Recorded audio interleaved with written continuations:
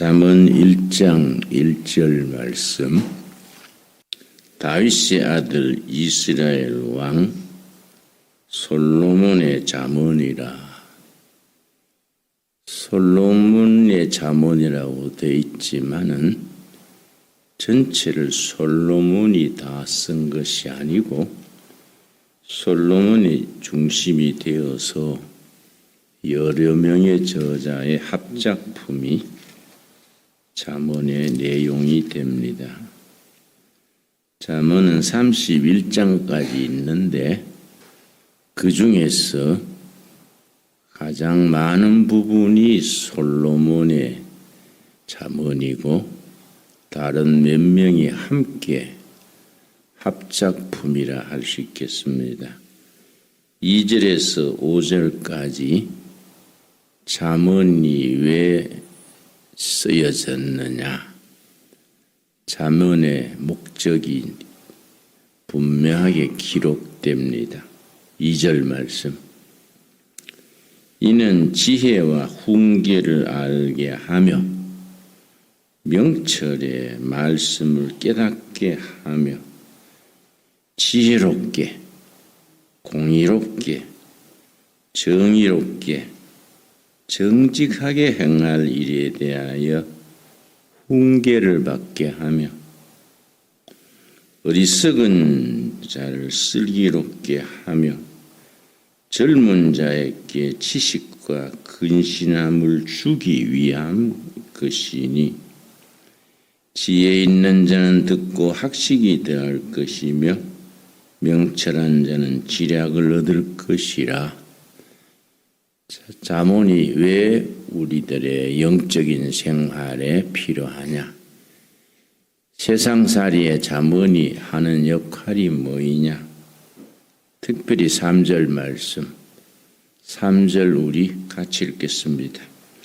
지혜롭게 공의롭게 정의롭게 정직하게 행할 일에 대하여 훈계를 받게 하며 지혜롭게 공의롭게 정의롭게 정직하게 행할 일. 내가 잠언을 읽으면서 나는 왜 지혜롭지 못할까 자주 반성을 합니다. 한 세상 살아가는 동안에 일 처리하는 일이나 모든 일에 지혜로워야 하는데 난 지혜롭지 못하게 일을 잘못 행할 때가 많아서 그 때문에 안 할 고생을 한다. 가끔 그런 생각을 합니다.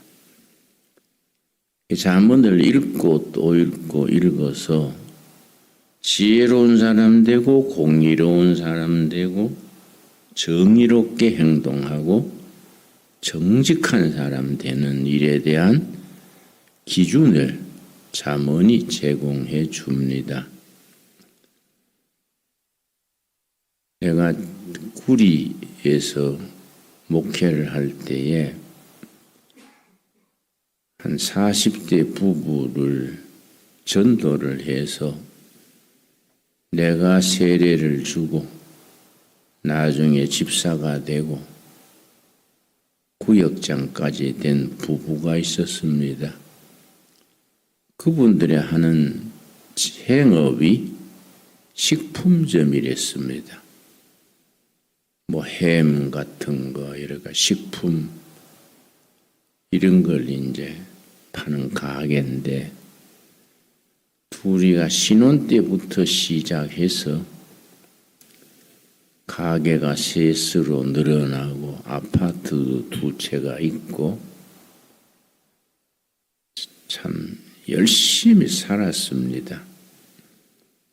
그 부인이 특별히 성격이 적극적이어서 참 열심히 잘한다 생각했는데 어느 날 밤 11시에 나를 찾아왔어요.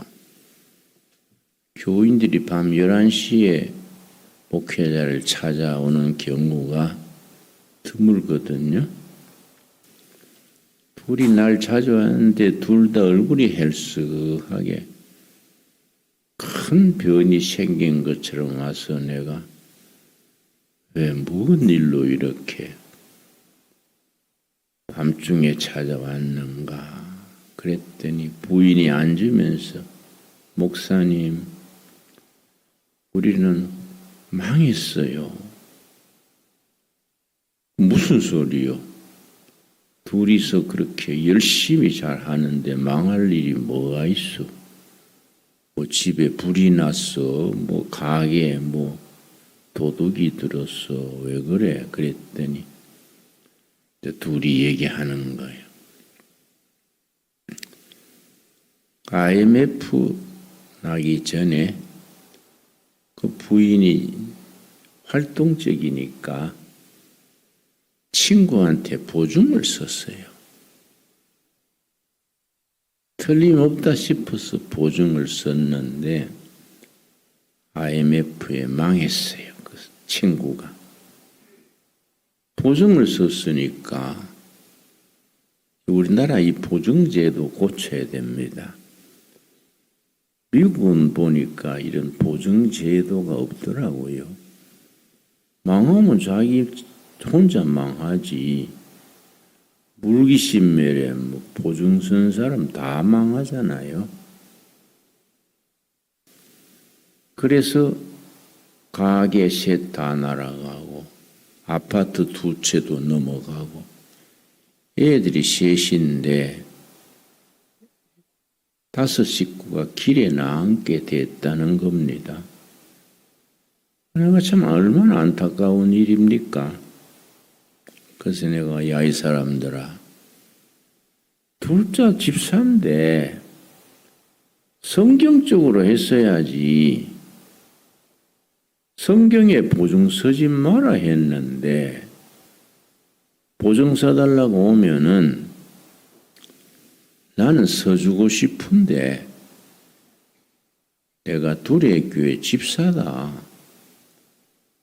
성경에 보증 서지 마라 했으니 성경대로 해야 되지 않냐.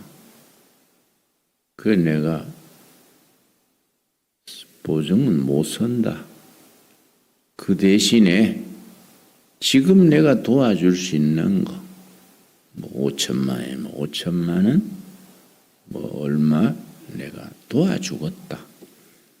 성경에 그래 썼어요. 잠언에 보증 서지 말지니라 3번 나와요. 잠언에서만.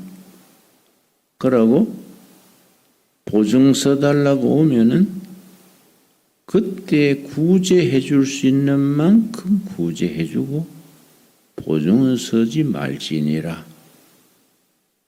잠언에 3번이나 나오니까 그렇게 일러줬더니 눈이 시둥그레져서 부인이 목사님 성경에 그런 구절도 있습니까? 내가 아이고 참 답답하네. 성경을 한 절 같이 읽었습니다. 잠언 22장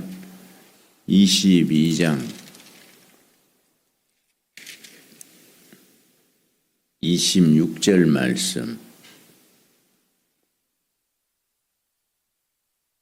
잠언에 3번 보증 서지 말라고 나오는 말씀 중에 한 말씀이지요. 22장 26절. 너는 사람과 더불어 손을 잡지 말며 남의 빚에 보증을 서지 말라. 이 사람과 손잡지 말란 말은 사람들끼리 서로 목숨 걸고 같이 한다 하고 동업하는 것.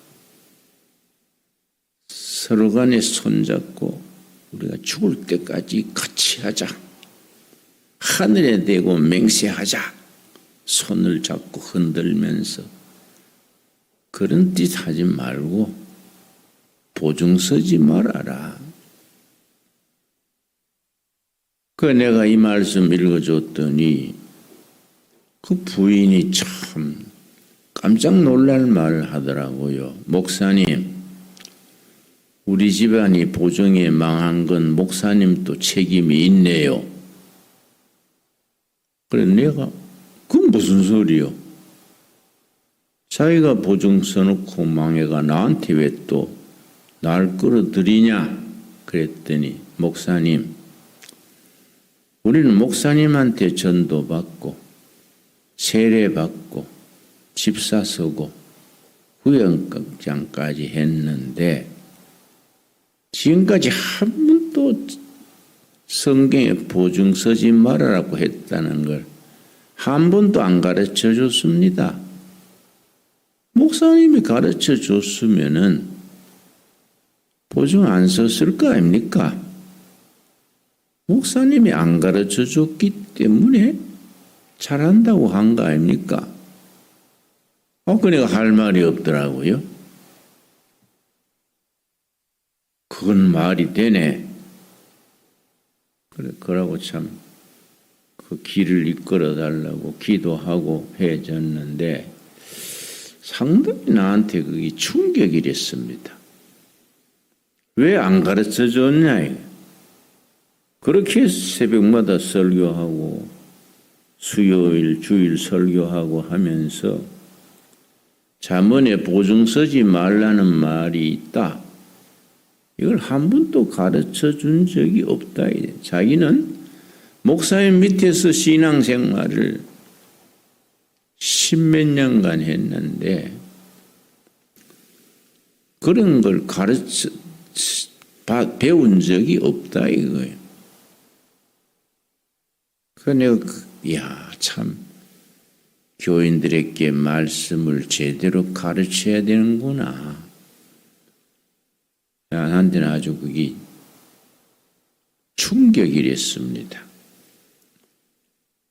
우리가 잠언 같은 책은 죽은 뒤에 천국 가서 할 일이 아니고 천국 가기 전에 땅 위에서 살아가는 동안에 우리가 어떻게 지혜롭게 할 것인가, 거기에 대한 교훈이지요. 그래서 지혜의 인격을 부여해서 지혜를 이 땅에 오신 하나님 그리스도가 지혜와 지식의 근본이다. 그래서 잠언을 대표하는 구절이 잠언 1장 7절입니다. 잠언 1장 7절 말씀. 여호와를 경외하는 것이 지식의 근본이다. 여호와를 경외하는 것이 지식의 근본이거늘 미련한 자는 지혜와 훈계를 멸시하느니라. 여호와를 경외하는 것이 지식의 근본이거늘 미련한 자는 지혜와 지식을 멸시한다.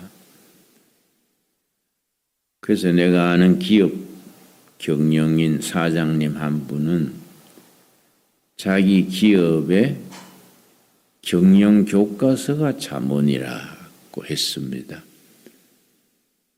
그래서 직원들이 매일 아침 일 시작하기 전에 잠언 한 장씩 같이 읽고 업무를 시작하노라. 아주 탄탄하게 잘 경영해요. 잠언이 경영 교과서라는 겁니다. 우리가 인생 살아가면서 참 지혜가 얼마나 중요합니까? 나는 가끔 인생을 어떻게 비유하느냐 하면은 인생 살아가는 것은 지뢰밭을 걷는 것과 같다. 자기 앞길에 지뢰가 여기저기 묻혀 있어서 한 발 삐끗 잘못하면은 평생 쌓은 것이 허물어진다. 지뢰밭을 가는 사람이 얼마나 신중하게 조심스럽게 가야 합니까? 또 어떨 때는 인생살이는 장애물 경주다. 장애물 하나 넘고 나면은 또 다른 장애물이 나타나고 천신만고 그 장애를 벗어나고 나면 이제 좀 순탄하겠거니 하면은 새로운 장애가 나타나지요. 그때 자기 판단으로 충동적으로 감정으로 처리하지 말고 지식의 근본, 지혜의 본질이 되는 하나님께 간구해서 지식과 지혜를 얻어서 일 처리를 바로 하는 것이 중요하지요. 그렇게 지혜롭지 못하게 젊을 때부터 의욕만 가지고 덤비다가 또 잘못되면 그 수습하는데 몇 년 가고 그러다가 청춘이 지나간 거지요. 참 잠언의 지식이 우리에게 삶의 기준이 되어야 됩니다. 잠언에서 특별히 강조하는 몇 번 강조하는 것이 20장 19절 18절 말씀 20장 18절 말씀 인생 경영 아닙니까?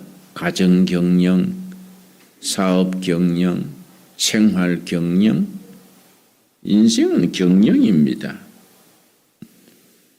그 경영에서 꼭 필요한 것이 뭐이냐? 20장 18절 경영은 18절 의논함으로 성취하나니 지략을 베풀고 전쟁할지니라. 인생 경영에 자기 혼자 잘난 척하지 말고 의논을 해라. 의논. 합심 기도하고 합심 토론하고 의논을 해라. 우리 같은 개척자들이 빠지기 쉬운 약점이 자기 혼자서 일 판단해 왔으니까 그냥 하는 게 아니라 목숨 걸고 판단했으니까 의논하는 게 약해지지요. 건강, 인생, 기업, 가정사, 기업 모든 것이 모여서 의논이 있어야 된다. 경영은 의논함으로써 성공한다. 지략을 베풀고 전쟁해라. 지략은 여러 사람이 모여서 공동의 지혜를 얻어내는 것이 지략입니다. 지략. 24장 6절 말씀. 너는 전략으로 싸우라. 승리는 지략이 많음에 있느니라. 인생이 전쟁터라고 표현하지요. The man is war. 인간은 전쟁이다. 그게 전략이 있어야 된다. 전략이 없이 덤비다가 실패하는 거지요. 승리는 지략이 많음에 있느니라. 지략은 여러 사람이 같이 의논했는 전략이 지략이지요. 그래서 그런 속담이 있습니다. 천재 한 명보다가 바보 10명이 더 천재적이다. 한 명의 천재가 다 일 처리하는 것보다가 바보가 10명이 모여서 의논해서 하는 것이 더 천재적이다. 참 좋은 말씀이지요. 좋은 격언이지요. 그런데 잘난 사람들이 빠지는 함정이지요. 그걸 의논하지 못하고 단독적으로 결정하다가 후회하게 됩니다. 그래서 예수님께서 뭐라 그랬습니까? 마태복음 11장 10장 16절 말씀, 마태복음 10장 16절. 보라, 내가 너희를 보냄이 양을 이리 가운데로 보낸가 같도다. 그러므로 뱀같이 지혜롭고 비둘기같이 순결하라. 비둘기같이 순결하라는 것은 복음의 순수성, 순수한 영혼, 정직한 영혼이고, 그것만 가지고 안 된다 이거지요. 세상은 너무나 악하고 함정이 많고 지뢰밭을 걸어가는데 뱀 같은 지혜가 있어야 된다. 이건 전략이죠. 전략. 뱀 같은 지혜. 그러니까 인생 살아가는데 매사에 지혜롭고 전략이 있고 순수해야지, 순수하기만 했다가 당하는 경우가 많다 이거지요. 양쪽을 갖추어야 되는데, 내가 가끔 성경 공부할 때에 뱀 같은 지혜, 전략이 있어야 된다. 그러면 누가 반문을 하더라고요. 목사님, 그 신앙적이 아니지 않습니까? 믿는 사람이 성령님 의지하고 기도에 응답받아 하면 되는 거이지, 전략이니 전술이니 이런 거는 하나님 모르는 사람들이 하는 얘기 아닙니까? 그런 반문을 하더라고요. 그게 아니지요. 예수님의 말씀인데, 비둘기같이 순결하고 뱀같이 지혜로워라. 비둘기같이 순결한 것은 영적인 순수성, 정직한 영혼.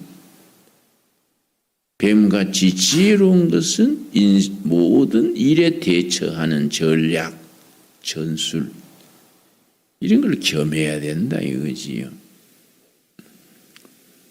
중국의 모택동과 장개석이 전쟁을 오래 하다가 장개석이 모택동한테 쫓겨서 대만으로 갔는데, 장개석은 크리스찬입니다. 그랬습니다. 크리스찬. 모택동은 공산주의자랬습니다. 장개석은 일본 육군사관학교에서 군사교육을 받은 정규 군인입니다. 모택동은 그저 시골에서 초등학교 나와가지고 북경대학 도서관에 심부름꾼으로 있던 사람인데, 모택동은 도서관에 심부름꾼으로 있으면서 삼국지, 수호전, 육도삼약 이런 걸 열심히 읽었습니다. 그래서 모택동 군대하고 장개석 군대가 중국 큰 땅을 놓고 쟁패를 했는데, 항상 전투에 장개석 군대가 이겼습니다. 장개석 군대가 모택동 군대한테 진 적이 없어요. 그러나 전투는 이겼는데 전략에 져서, 그 전투는 이겼는데 전쟁에 져버려서 모택동 군대한테 쫓겨서 대만으로 옮긴 거지요. 그러니까 전략이라는 것이 참 그만큼 중요한 거지요. 전략의 배경에는 지혜가 있지. 지혜. 지혜는 또 여러 사람이 같이 참모들 하고 의논해서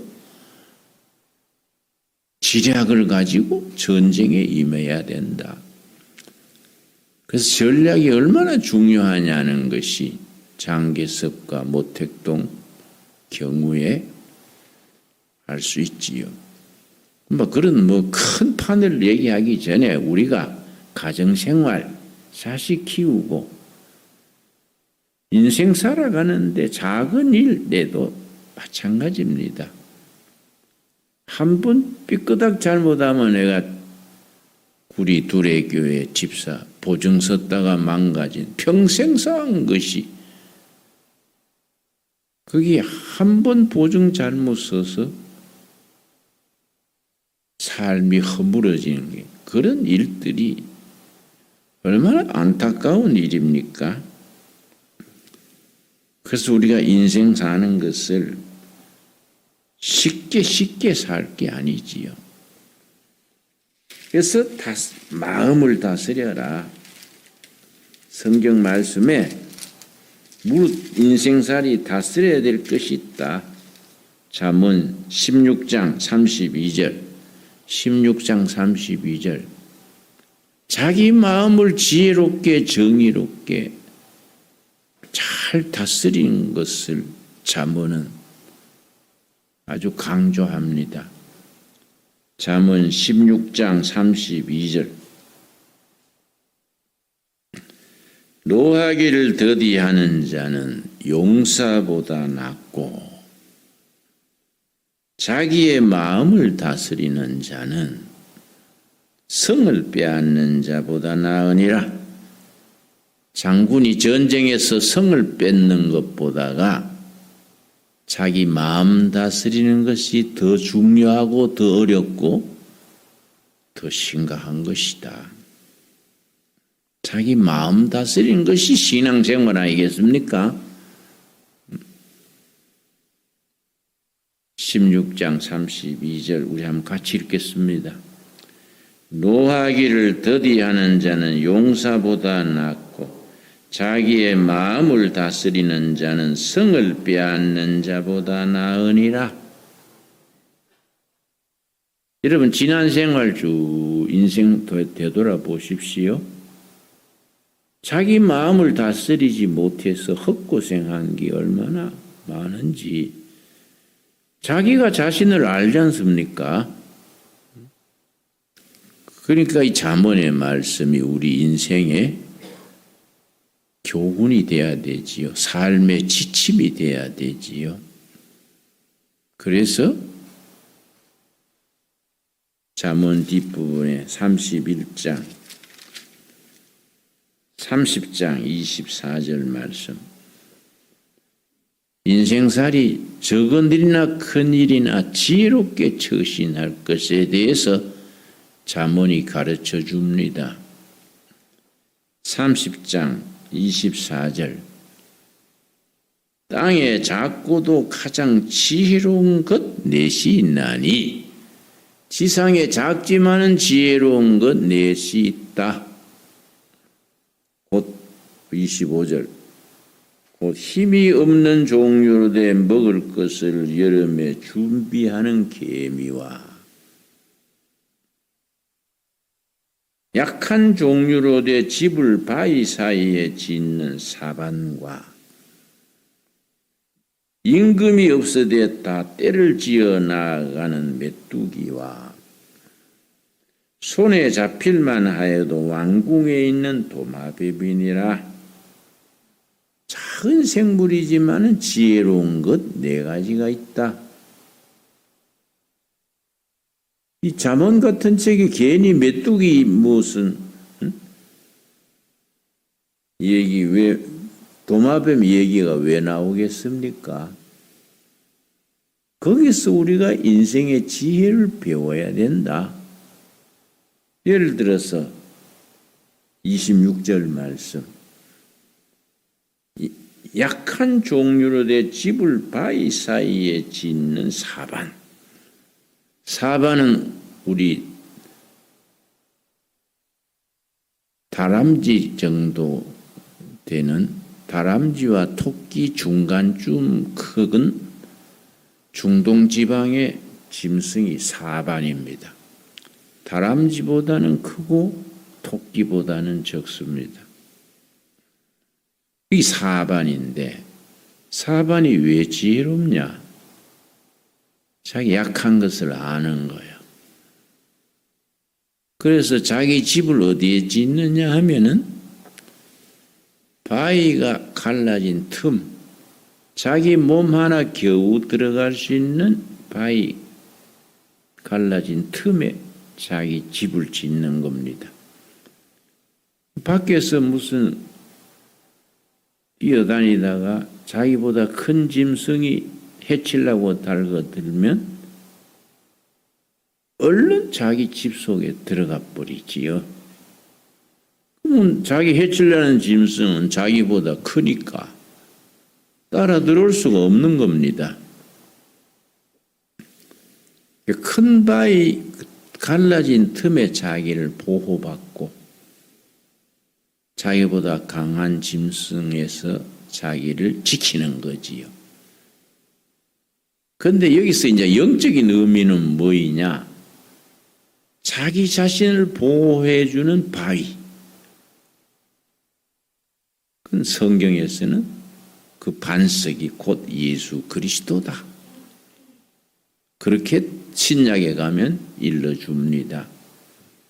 우리 삶의 반석 대신 그리스도의 품에서 우리 영혼이 보호받는 것. 그게 사반의 지혜다. 이걸 가르쳐주는 거지요. 그래서 잠언은 지혜를 가르쳐주는 책인데 그 지혜의 인격을 부여해서 이 땅에 오신 하나님 곧 그리스도의 지혜의 근본이다. 그 지혜를 그냥 사람 머릿속에 짜내는 지혜가 아니라 지혜의 근본 되시는 예수님께로 결론을 짓게 됩니다. 오늘 하루도 지혜롭게 예수님 의지하고 승리하는 하루가 될 수 있게 되기 바랍니다. 기도하겠습니다. 하나님 감사합니다. 이 장마 폭우 속에서도 우리 둘의 말 지켜주셔서 감사합니다. 이렇게 하루에 몇백 밀이 쏟아지는 폭우 속에 우리 둘의 말 농장이며 집터며 언덕이며 하나도 무너지지 않게 지켜주셔서 감사합니다. 반석 대신 예수님 안에서 우리가 늘 보호받게 하시고 지혜를 얻게 하시고 지혜와 지식의 근본 되시는 여호와를 의지하여 세상 살아가는 동안에 낭패한 일을 당하지 않도록 이끌어 주시옵소서. 예수님 이름 받들어 기도드렸사옵나이다. 아멘.